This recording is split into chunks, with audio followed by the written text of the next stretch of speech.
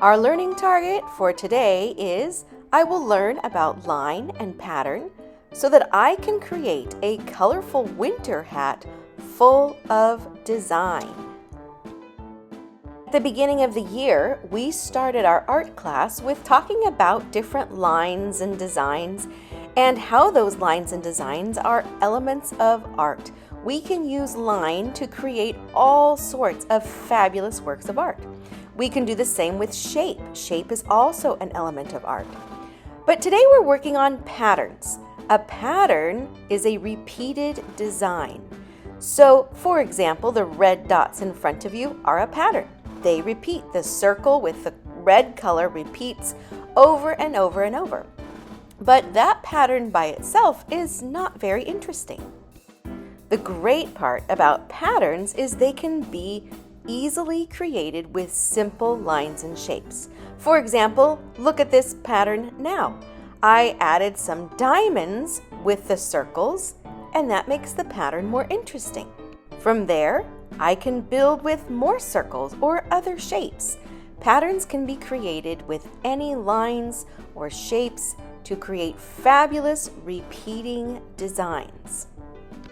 I decided to add a few more lines, and notice how incredible the pattern comes out at the end. It just started with those red circles. For this activity, you're going to be creating your own patterns. You're going to be using different lines and shapes to create beautiful repeating designs. In your supply bag, you will find a piece of paper that looks like this. This is the shape of a winter hat, the kind of hat you'd want to put on if you were going to go outside on these cold and frosty days.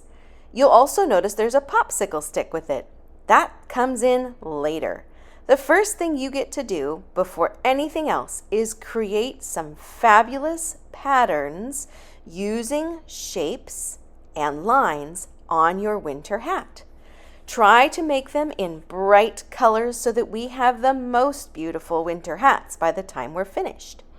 I've decided to outline the bottom part of the hat, the part that might be folded over. And I'm going to begin with just some simple lines, some zigzags. Once I start with the zigzag lines, I can build on it from there.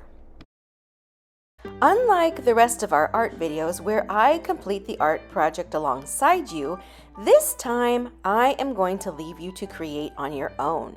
I am, however, including several examples of different lines and shapes creating fabulous patterns that you might want to use on your winter hat. You certainly don't have to use these ideas, they're just to get you started.